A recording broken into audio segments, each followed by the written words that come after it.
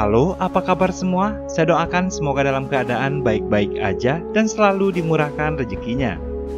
Hari ini saya akan menceritakan sebuah alur cerita film yang diangkat dari kisah nyata yang terjadi pada 27 Juni tahun 2005 lalu. Ketika pasukan elit Amerika ditugaskan menghabisi pimpinan Taliban bernama Ahmad Shah.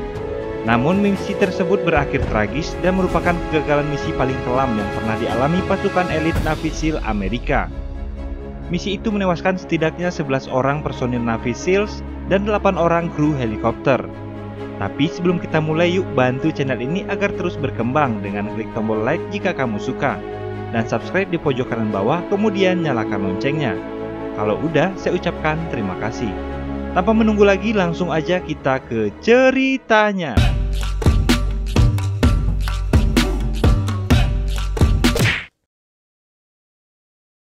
Film berawal dari Bagram Air Base, pangkalan militer Amerika terbesar yang ada di Afghanistan.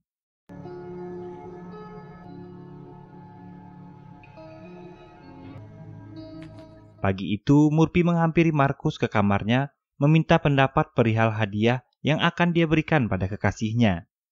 Kemudian Murphy ke kamar Danny dan mengajaknya berlomba lari dengan taruhan, yang kalah akan mencukur baoknya.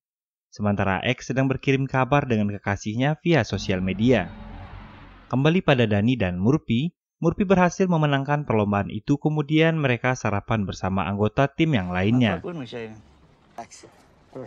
Tak lama kemudian, tim Red Wing yang beranggotakan Marcus, X, Danny, dan Murphy terpilih untuk melakukan sebuah misi, dan Danny terlihat sangat senang. Misi mereka adalah menangkap dan membunuh seorang pemimpin Taliban bernama Ahmad Shah. Ahmad Shah adalah seorang komandan senior Taliban yang telah membunuh banyak marinir Amerika di Afghanistan. Di tempat lain terlihat Ahmad Shah bersama tangan kanannya bernama Tarak sedang menangkap seorang warga yang kedapatan membantu militer Amerika lalu kemudian dieksekusi. Kembali ke Bagram, dalam misi kali ini tim Red Wing yang akan diturunkan beranggotakan 4 orang, yaitu Excelson sebagai penunjuk jalan, Danny sebagai tim komunikasi, Marcus sebagai tim medis, dan Murphy sebagai komandan lapangan. Sementara yang lain akan membackup di pangkalan Jebat yang berjarak 30 menit dari sana. Rencananya mereka akan diturunkan pada malam hari, kemudian berjalan sejauh 3 jam menuju Gunung Bebatuan sebagai tempat persembunyian pengintaian keberadaan Ahmad Shah. Setelah selesai menyusun strategi, keesokan sore mereka mulai mempersiapkan semua persenjataan yang akan dibawa dalam misi kali ini, dan kemudian mereka diangkut menggunakan 4 buah helikopter.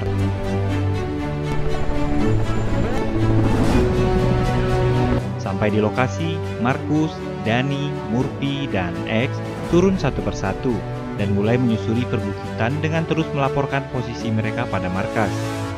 Hingga tibalah mereka di lokasi pemantauan yang tak jauh dari perkampungan milisi Taliban.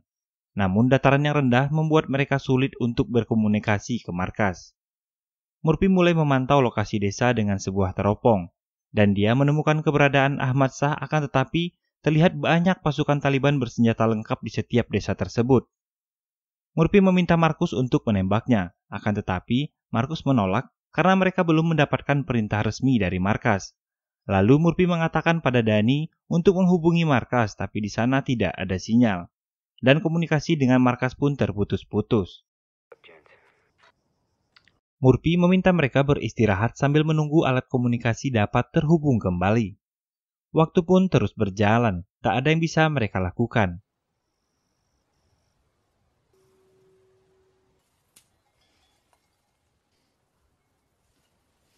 Tiba-tiba, Danny melihat ada pergerakan dari arah bawah. Mereka pun terbangun dan melihat adanya sekumpulan kambing di sana.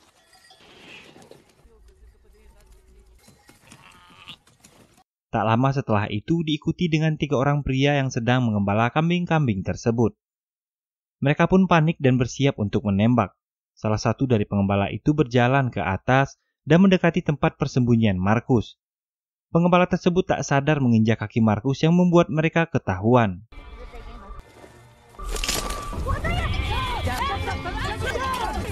Dengan cepat mereka keluar dan langsung menyergap ketiga pengembala itu. Murphy yang menggeledah salah satu dari pengembala menemukan alat komunikasi yang langsung terhubung dengan kelompok Taliban di sana. Akhirnya 3 pengembala kambing itu pun mereka ikat di pohon, lalu Murphy meminta Danny kembali mencoba menghubungi markas. Tapi alat komunikasi masih tidak bisa digunakan. Murphy terpaksa menggunakan alat komunikasi yang mereka sita dari salah seorang pengembala untuk menghubungi markas. Namun saat sedang menghubungi markas, tiba-tiba telepon terputus. Kemudian Murphy berencana akan pindah ke tempat yang lebih tinggi untuk mendapatkan sinyal dan bisa menghubungi markas. Tapi mereka dihadapkan dengan pilihan tentang nasib 3 orang pengembala yang saat ini mereka tangkap. Murphy memberi 3 pilihan pada tim. Yang pertama, melepas mereka. Tapi jika dilepas, maka mereka pasti akan segera melapor ke pasukan Taliban yang ada di bawah. Kedua, meninggalkan mereka dalam kondisi terikat. Namun jika dibiarkan terikat, maka ketiga pengembala tersebut kemungkinan akan dimakan binatang buas, kemudian mati membeku. Dan pilihan ketiga, menghabisi para tawanan tersebut. Namun sebagai tentara mereka telah disumpah agar tidak membunuh warga sipil. Setelah perdebatan yang cukup alot, akhirnya Murphy sebagai pemimpin pasukan pun memutuskan untuk melepaskan ketiga warga sipil tersebut. Murphy mengatakan kalau misi kali ini dianggap telah gagal karena posisi yang sudah tidak aman dan alat komunikasi mereka tidak dapat digunakan. Kini tujuan mereka adalah mendaki ke tempat yang lebih tinggi untuk menghubungi markas dan berharap bantuan bisa segera datang dan pulang sebelum pasukan Taliban tiba. Karena sudah dipastikan keberadaan mereka di sana akan segera diketahui.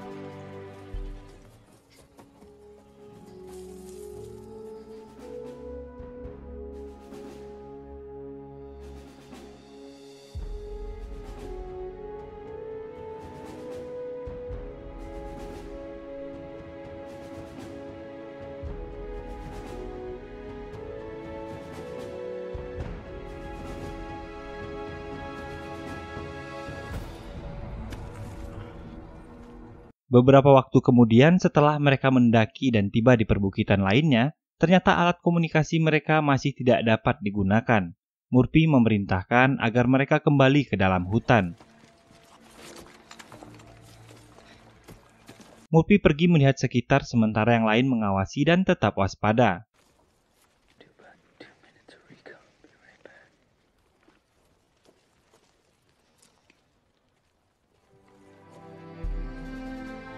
Ketika Murphy melihat sekitar, benar saja ternyata di tempat itu telah dikepung oleh pasukan Taliban yang sedang mencari keberadaan mereka. Murphy pun perlahan bergegas kembali dan memberitahu rekan-rekannya untuk bersiap-siap karena sebentar lagi akan terjadi kontak senjata. Satu persatu para pasukan Taliban mulai terlihat menyelinap masuk ke dalam hutan dan mendekati mereka.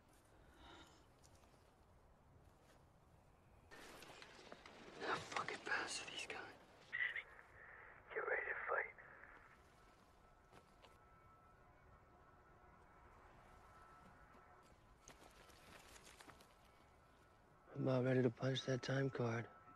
Do it.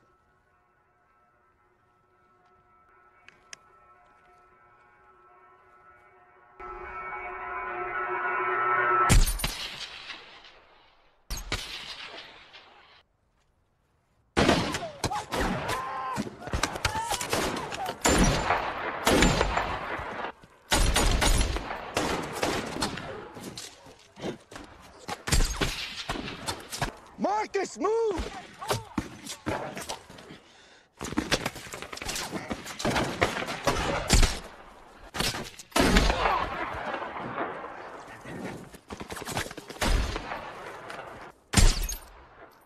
Ruby!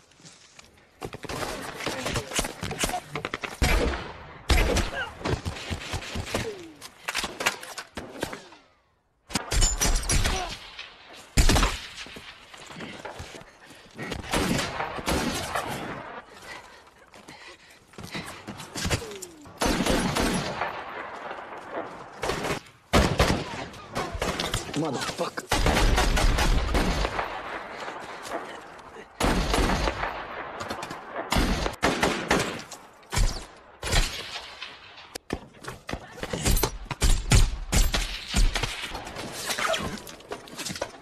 Salah satu dari pasukan Taliban tersebut melihat Danny yang sedang mencoba menghubungi markas.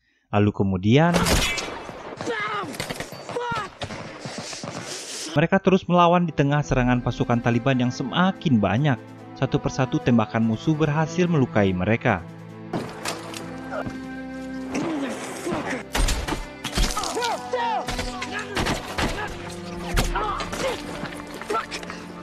Murphy memberikan komando untuk mundur dan meminta Danny mencoba menghubungi kembali pada markas. Akan tetapi, alat komunikasi tersebut mati. Dan Murphy menghancurkan radio itu untuk memutuskan kontak komunikasi dengan markas agar tetap menjaga kerahasiaan misi mereka. Mereka pun semakin terpojok ke jurang yang cukup dalam dan curam. Para pasukan Taliban semakin mendekat dan menghujani mereka dengan tembakan. Akhirnya, mereka terpaksa melompat ke bawah tebing tersebut.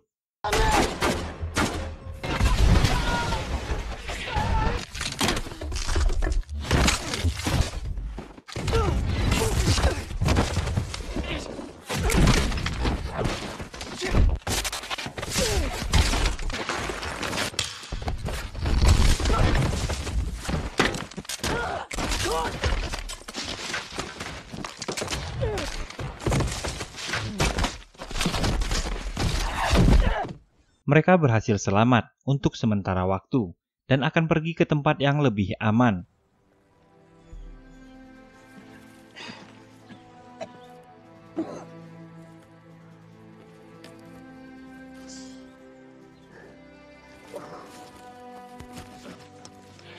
Pasukan Taliban terus memburu dan menghantui posisi mereka. Kaki Murphy tertembak dan kontak senjata pun kembali terjadi.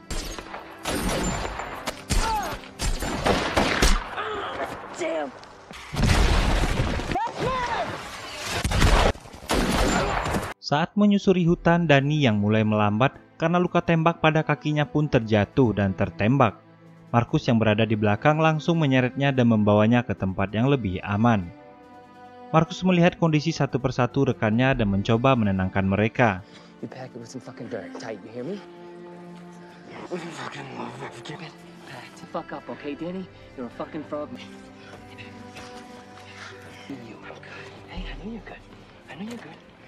Namun Danny yang terlihat depresi mulai mengoceh dengan suara yang keras hingga para pasukan Taliban tersebut mengetahui posisi mereka. Murphy menyuruh X untuk melemparkan bom asap ke arah musuh dan membantu Marcus membawa Danny dari sana. Lalu Murphy dan X melompat. Danny yang sudah tidak sanggup berjalan akhirnya digendong Marcus. Saat akan melompat, Danny tertembak dan tertinggal di atas.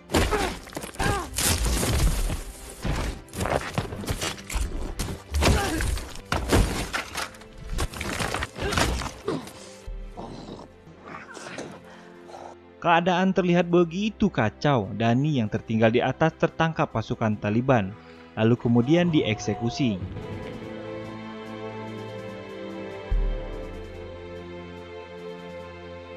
Murphy mempertaruhkan nyawanya untuk naik ke atas tebing agar dapat menghubungi markas.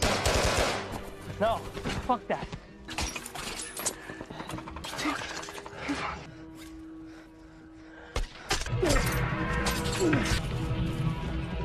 What you doing, Marcus?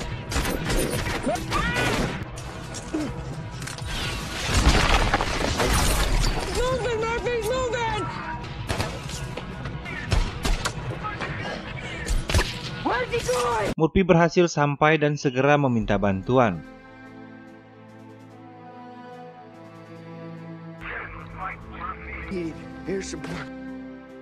Sementara pasukan Taliban terus menembakinya.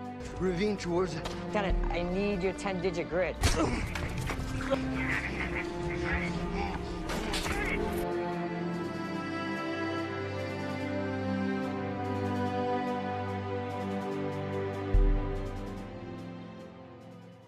really move! Let's go, let's go!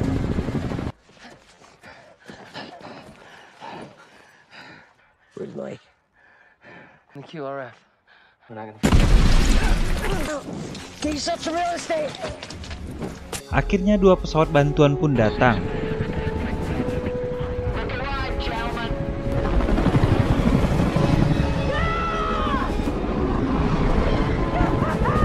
Saat mereka akan mendarat, satu pesawat jatuh terkena RPG.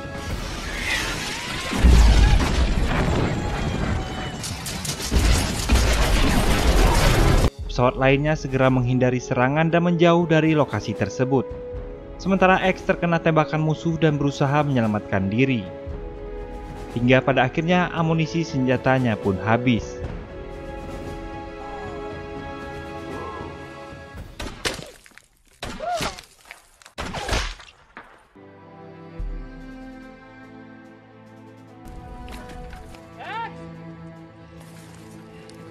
Pesawat bantuan lainnya pun datang mendekati lokasi.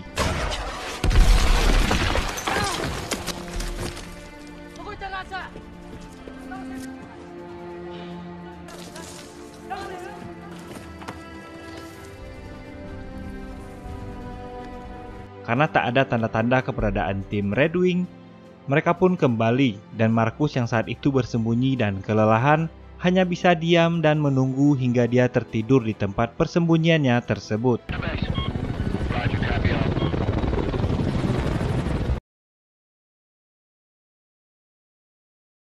Markus terbangun keesokan hari dan dia mulai merasakan sakit di tubuhnya.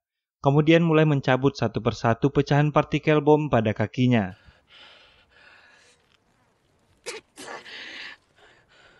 Markus kemudian berjalan menyusuri hutan. Saat melihat sungai kecil, dia langsung menceburkan diri.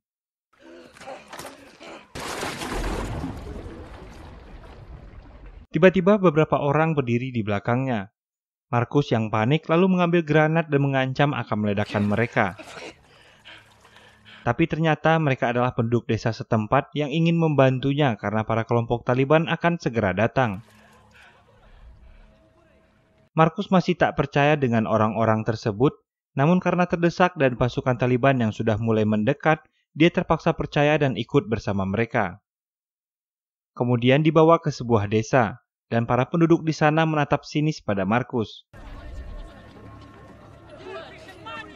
Dia dibawa masuk ke rumah untuk disembunyikan dari pasukan Taliban. Sempat terjadi perdebatan antara pria yang menyelamatkannya dengan salah satu warga desa tersebut.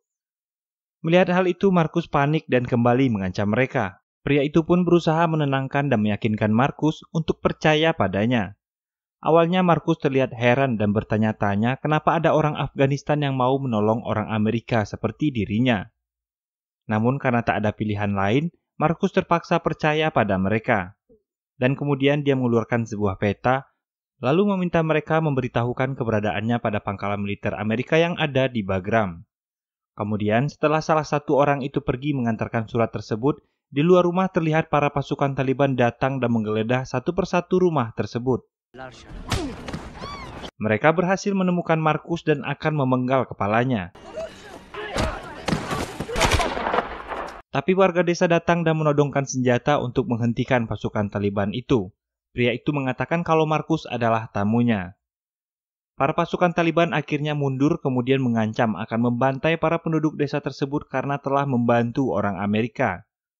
Kemudian Markus dibawa kembali ke dalam rumah.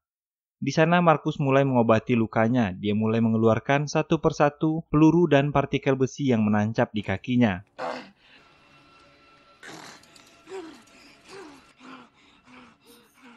Pria tersebut lalu memberikannya pakaian, sedangkan di luar terlihat para penduduk sedang bersiap-siap dengan senjata mereka karena para pasukan Taliban akan kembali menyerang desa tersebut. Kembali pada Markus, ketika tersadar dia diberi makanan dan minum, mereka mencoba untuk mengerti bahasa satu sama lainnya hingga tiba-tiba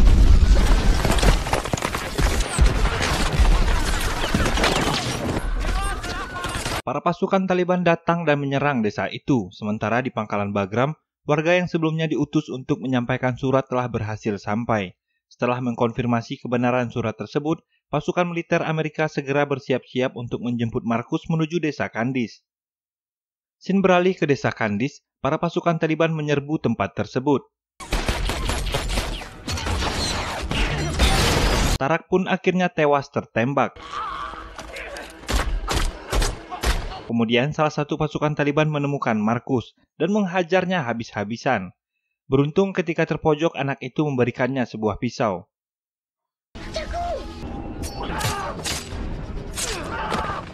Di luar para pasukan Taliban semakin banyak menghabisi satu persatu penduduk desa. Hingga tak lama kemudian pasukan Amerika datang dan memukul mundur pasukan tersebut.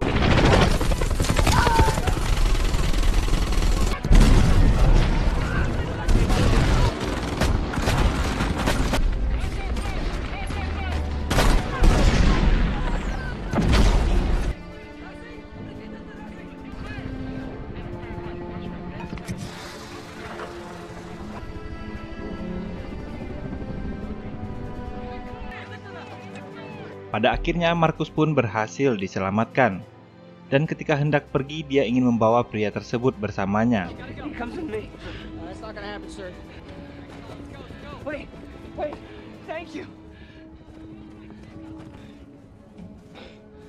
Kemudian Markus dibawa menggunakan sebuah helikopter. Markus mendapat beberapa luka tembak di bagian vital dan langsung dibedah dalam helikopter tersebut. Dalam hatinya berkata bahwa bagian dirinya telah gugur di gunung itu. Dia berterima kasih pada saudara-saudaranya yang telah berjuang dan gugur dalam pertempuran. Pada hari itu berkesan sebuah kisah indahnya rasa kemanusiaan yang akan selalu dikenang hingga hari ini. Di balik invasi Amerika terselip ketulusan hati seorang warga Muslim yang dengan ikhlas menyelamatkan seorang tentara yang turut memporak-porandakan negaranya.